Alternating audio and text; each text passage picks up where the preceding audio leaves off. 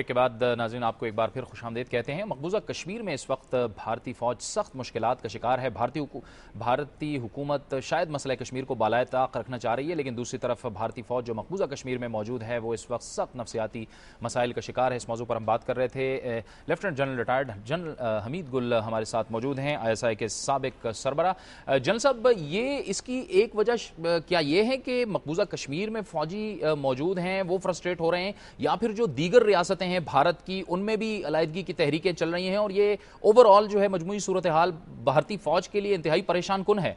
हाँ जी, वो तहरीकों का भी अपने असरात मुरतब होते हैं। आप देखिए कि 15 तहरीक आज़ादी या इकोनॉमी की तहरीकें भारत के अंदर इस वक्त चल रही हैं और उनके 604 डिस्ट्रिक्ट्स हैं। रियासतें तो उनकी 29 हैं, 30वीं बनने जा रही है अभी एक नीचे आंध्र प्रदेश में, लेकिन 29 रियासतों में 604 डिस्ट्रिक्ट्स हैं।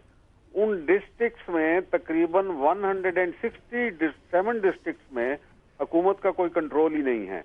वहाँ जैसे हमारे वजीरिस्तान में नहीं बन गई थी या सवात में अपनी रियासत अलग से एक अपना बनाना शुरू कर दिया था उन्होंने, बिल्कुल इसी अंदाज में वहाँ पे 167 डिस्ट्रिक्ट में उनका कोई कंट्रोल नहीं। इसी तरीके से भारत के अंदर कुल 14,000 पुलिस स्टेशन हैं, उनमें से 2,000 पुलिस स्टेशन जो हैं वो बागियों के कब्जे में हैं। कैन यू बीट इट कि वहां पे भारत के अंदर सूरत हाल क्या है। दूसरा ये है कि भारत ने जब से भाग के सोशलिज्म को छोड़ के कैपिटलिज्म को गले लगाया है, वहां खुदकुशियों का सिलसिला वैसे ही पूरे भारत में बढ़ गया है। ऑन दी एवरेज सालाना जो है 25 से 30 हजार खुदकुशियां होती हैं। गुज़श्ता 5 साल के अंदर बेशुमार खुदकुशियां वहां हो चुकी हैं, लाखों की तादाद के अंदर। बिलअमूम इसके अंदर वो तबकात हैं जो कि फार्मिंग क्लासेस, और आपको पता है कि फौज के सिपाही और जवान जो हैं वो फार्मर क्लासेस से आते हैं, इसलिए वो फ्रस्ट्रेशन जो है बहुत वाइड स्प्रेड है इस वक्त भारत के अंदर। और ऊपर का तबका जो बॉलीवुड से मुतासर होके या अपर क्लास जो इलीट है, शहरों में रहने वाले लोग हैं, सिर्फ वो खुशहाल हुए हैं। नीचे वाले लोग जो हैं वो बहुत बुरी हाल में हैं। वहां पे लेस देन $1 ए डे, बल्कि $0.5 ए डे के ऊपर वो गुजारा करते हैं। तकरीबन 400 million Indians are living on less than $0.5 a day. ये उनकी है हिसाब किताब। तो पॉवर्टी दिन ब दिन बहुत इंक्रीज हो रही है। दुनिया की जितनी पॉवर्टी है उसका निस्फ जो है वो भारत के अंदर है इस वक्त। ये फिगर है, उनके अपने स्टेटिस्टिक्स हैं, ये झूठ नहीं बोलते। जनरल साहब, ये जिस तरह से अब इन मसाइल को टेकअप किया जा रहा है कि जी उनको जल्दी जल्दी छुट्टियां दें, माहिर नफ्सियात को इंडक्ट किया जा रहा है, वहां पर भिजवाए जा रहे हैं, कुछ गैर अखलाकी तरीके भी इस्तेमाल किए जा रहे हैं, आप समझते हैं कि इससे इनके मसाइल कुछ हल होंगे या असल मसाइल जो तनाज़ात हैं उनकी तरफ तवज्जो दे? भारतीय हुकाम के लिए कितना बड़ा चैलेंज है कि वो तनाज़े पे बात करे, मसला कश्मीर पे बात करे और मसाइल को हल करे? ये असल बात यह है कि मसला कश्मीर में आप देखें ना, आप सियाचिन के ऊपर जो है बहुत हाइट के ऊपर लोग होते हैं, वहाँ 20-21 हजार फुट के ऊपर उनको जिंदा रहना होता है। हमारे यहाँ भी मुश्किलात थी, लेकिन खुशकिस्मती से हम लोअर हाइट्स के ऊपर हैं। सियाचिन ग्लेशियर के ऊपर बैठे नहीं हुए हम, उससे लोअर पोजीशन पे हैं। अब सियाचिन के ऊपर जो उनके ट्रुप्स हैं उनको पल्मोनरी उडीमा हो जाता है, जिसको कहते हैं फेफड़ों की सोजिश, क्योंकि ये लोग इस चीज के आदी नहीं है। इसलिए बहुत सारे ट्रुप्स इनके बीमार होके, नफसियाती मरीज होके, उनको हेलुसिनेशंस होती हैं, रात को वो चीखें और आवाजें सुनते हैं अजीबोगरीब। इसलिए बहुत उनका जो अट्रिशन रेट जिसको हम कहते हैं कि जो ड्रॉप आउट रेट जो है वो बहुत ज्यादा हाई हो चुका हुआ है।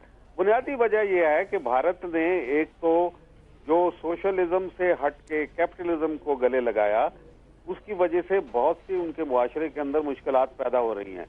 दूसरा ये है कि जो उनकी जहां जहां भी मॉरल कॉज ना हो और वहां आप फौज को तवील अरसा तक रखें, तो फिर ये नेचुरल इस किस्म की चीजें होती हैं। मसलन मैं जब DGISI था तो हमें जो रिपोर्टें आती थी, रूस के जो सिपाही थे वो भाग जाते थे, हीरोइन के बदले में अपने वेपन्स बेच देते थे, और ऐसी अफगानिस्तान के ऐसी अजीबोगरीब और रूस के सिपाही करते थे कि रूस की हाई कमांड को वहां से निकलते ही बनी। यानी 10 साल के अरसे के अंदर रूस के बेड़ा गर्क हो गया उनकी फौज के मोराल का। जी बहुत बहुत शुक्रिया। लेफ्टिनेंट जनरल रिटायर्ड हमीद गुल हमसे तफसील से गुफ्तगू कर रहे थे और इस वक्त मकबूजा कश्मीर में जो भारतीय फ़ौज की हालत है और जिस फ्रस्ट्रेशन का वो शिकार है, जिस किस्म के नफसियाती मसाइल का वो शिकार है, उस पर वो तफसील से बात कर रहे थे। और उनका ये भी कहना था कि भारतीय हुकूमत और भारतीय फ़ौज के लिए एक बहुत बड़ा चैलेंज है। भारत ने पाकिस्तान को मुज़ाकरात की दावत दी है, 25 तारीख तय हुई है। क्या एजेंडा हो सकता है दोनों अतराफ से, इस पर हम गुफ्तगू करेंगे। और हमें ज्वाइन किया है टेलीफोन लाइन पर पाकिस्तान के मुमताज़ सीनियर सहाफ़ी और सीनियर तजियाकार जनाब नजम सेठी ने। बहुत बहुत शुक्रिया नजम सेठी साहब। वज़ीर आज़म ने गुज़श्ता रोज़ कहा था कि भारत मुज़ाकरात करना चाहता है लेकिन मसला कश्मीर पर बात नहीं करना चाहता। कोर इशू मसला कश्मीर है, अगर इस पर बात नहीं होगी तो बातचीत का कोई फ़ायदा भी होगा? बड़ा सही सवाल है, दिलचस्प बात है। आपने देखा कि पाकिस्तान की जो कश्मीर के ऊपर पोजीशन है वो पिछले 5 साल में काफी तब्दील हुई है। आपको याद होगा कि मुशर्रफ साहब जब उन्होंने पावर सीज की थी तो वो उस वक्त वो यूएन रेजोल्यूशंस के तहत की बात करते थे कि या पाकिस्तान का हिस्सा बनेगा या हिंदुस्तान का, और प्लेबिसिट होनी चाहिए यूएन रेजोल्यूशंस के तहत। मगर मुशर्रफ साहब ने 2004 में अपना रवैया बदला और फिर उन्होंने out of the box thinking करके एक बैक चैनल डिप्लोमेसी शुरू की, जिसमें जब वो खत्म हुई 2007 में तो वो कोई यूएन रेजोल्यूशंस को भूल चुके थे और एक जॉइंट मैकेनिज्म जिसमें आज़ाद कश्मीर पाकिस्तान का हिस्सा रहे, कश्मीर वैली जो है श्रीनगर वो हिंदुस्तान का हिस्सा रहे, और कोई जॉइंट मैकेनिज्म बना लिया जाए जिसमें ना वो इधर के ना वो उधर के, और वो जॉइंटली एडमिनिस्टर किया जाए। तो ये बिल्कुल यूएन रेजोल्यूशंस के बरक्स था और फर्क था। मगर कश्मीरियों को ये बात पसंद आ रही थी और मगर ये रास्ता सब कुछ रुक गया।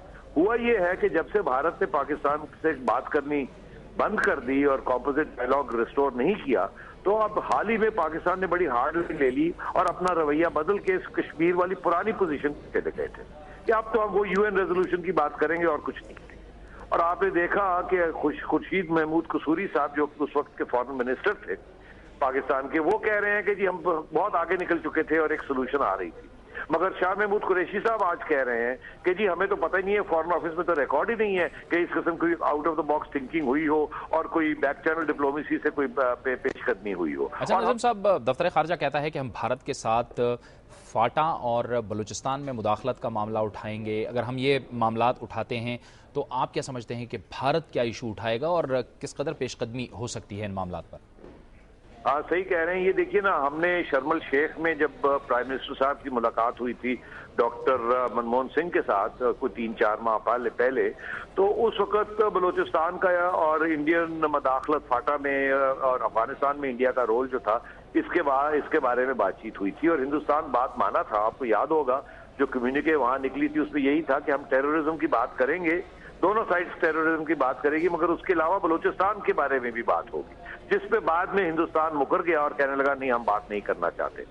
अब हमारी तरफ से वही बात फिर से दोहराई जा रही है और हिंदुस्तान की तरफ से टेररिज्म की बात जरूर होगी। हिंदुस्तान आपके ऊपर वही बात करेगा जो कि पहले उसने बात की थी अनकंडीशनल डायलॉग रोकने से पहले। वो कहते थे डायलॉग करेंगे मगर आप लश्कर तैयबा को बैन करें, हाफिज सईद साहब को गिरफ्तार करें और ये सारे जो लश्कर हैं इनको खत्म किया जाए। तो हिंदुस्तान वही बात करेगा। देखिए कि मुंबई भी आपने करवाया या पाकिस्तान की वजह से हुआ, आगे अगर मुंबई होगा तो उसका वो उसकी जिम्मेदारी कौन लेगा, और ये हिंदुस्तान ये बात करेगा आपसे। साथ साथ हिंदुस्तान एक और नई बात अब आपसे करेगा, लाइन ऑफ कंट्रोल को सील करें, यहां से इन्फिल्ट्रेशन बंद करें और मिलिटेंसी को सपोर्ट ना करें और जिहाद को बंद करें। जब भी मुज़ाकरात की बात होती है तो दोनों तरफ से ये तवक्कुआत की जाती हैं कि इसका कोई हल निकले। आप समझते हैं कि जो अब मुज़ाकरात होंगे इसका कोई हल निकलेगा?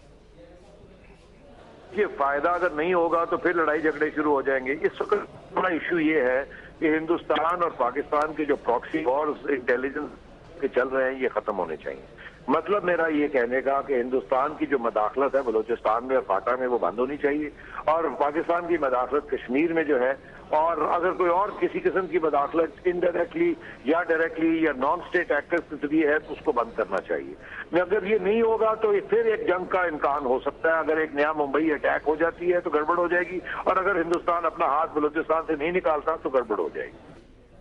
बहुत बहुत शुक्रिया नजम सेठी साहब, सीनियर तज्ज़ियाकार नजम सेठी हमसे गुफ्तगू कर रहे थे और बता रहे थे कि पाकिस्तान और भारत के दरमियान जो हालिया मुज़ाकरात, जो भारत की तरफ से मुज़ाकरात की दावत आई है, उसमें क्या क्या एजेंडा हो सकता है, दोनों अतराफ से, दोनों मुल्कों की जानिब से किस किस एजेंडे पर बात हो सकती है। उनका ये भी कहना था कि भारत को अब मुज़ाकरात में संजीदगी का मुजाहरा करना होगा और रिजल्ट ओरिएंटेड मुज़ाकरात ये होने चाहिए। वक्त हुआ चाहता है एक ब्रेक का, और ब्रेक के बाद बात होगी पाकिस्तान में हुकूक़ निस्वां की और पाकिस्तान के लिए वो ख़वातीन जिन्होंने सैफ गेम्स में पाकिस्तान का नाम रोशन किया है। इसका जिक्र होगा एक ब्रेक के बाद।